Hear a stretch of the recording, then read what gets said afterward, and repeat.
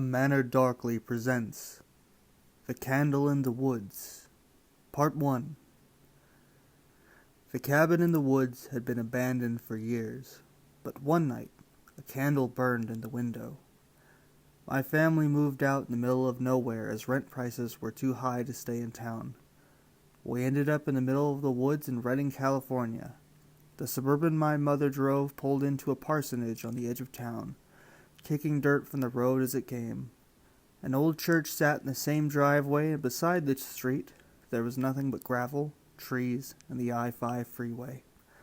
My brother and I piled out of the cab, stretching our legs in the driveway.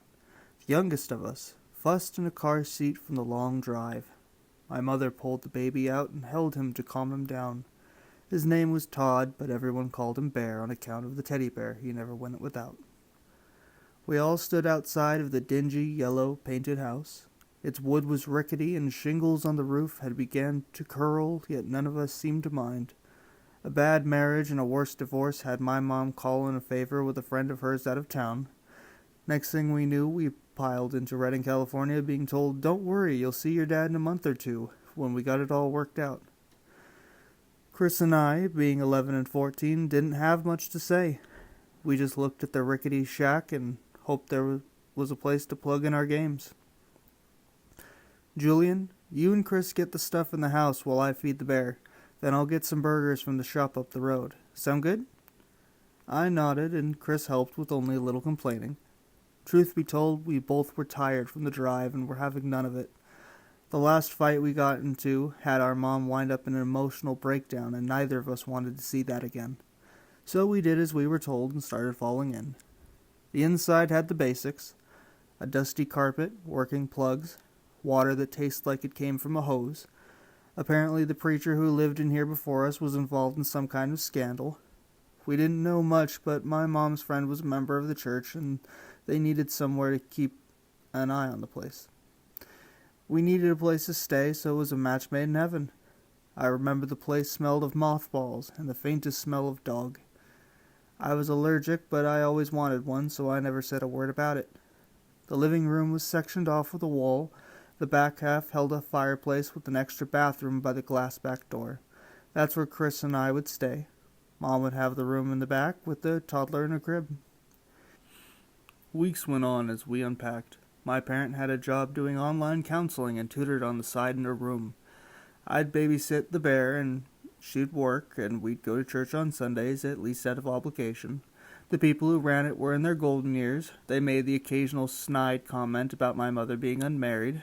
Most of it went right over our heads, and my mom grinned and bore it stoically.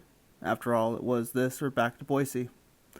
It was the beginning of June, so school wasn't an issue. We spent our days between TV and swinging acorns at each other from tubes of PVC. Everything was fine until I saw Chris looking out the window after sundown. He'd sit in his bed, propped against the window, and stare into the night. Time went on, but the habit stayed. One day, I finally put down the lingerie catalog I stole from the mall and asked him what he was doing. "We're the only ones out here, right?" Chris asked, not so much as looking in my direction. "Except for the cars on the road, yeah." I wondered what it was he was getting at until he pointed outside. "You see that?" He asked me as I peered over his shoulder, and sure enough, I did. Way out in the woods behind the house, there was the tiniest flicker of light. It was out in the hills where, to our knowledge, it was nothing but trees and Shasta Lake on the other side. "It doesn't happen every day," Chris explained, scooting over to give me room to see. "At least once a week, the light comes on and all the birds in the woods go quiet."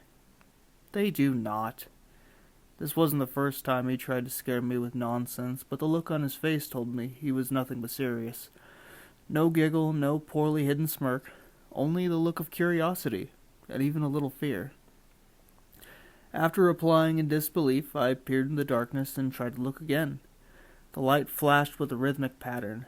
It would go on and off again, over and over. It was the strangest thing ever. Something told me there was more to it than that, yet I was more concerned with what Chris told me a second ago. I went to the kitchen, bagged one of our bins of trash, and headed outside of the dumpster. Tossing it in with a clang, I listened, and sure enough, he was right. The woods were always alive with the howl of coyotes, chirp of birds, It even had the occasional screech of a possum. Our mother warned us about it as on the road here from Idaho, but there it was. Not a sound save the drone of a vehicle bounding down the freeway, with nothing else but silence in between. I came inside and told Chris not to worry about it. He went back to his video game, and I to my ill-gotten gains, but the woman in lace weren't as fun to stare at. Something bugged me about that flicker. 3 flickers, 3 long strips of black, and 3 again, over and over in their pattern. I tried to keep it out of my mind, but the feeling of something wrong stayed with me even as I went to sleep. This has been The Candle in the Woods, Part 1. I want to thank anyone listening, and apologize for any mishaps you hear in the audio, as this has been one of the longest pieces I've ever recorded. But thank you for your time, and thanks again for listening, and I look forward to posting another one soon.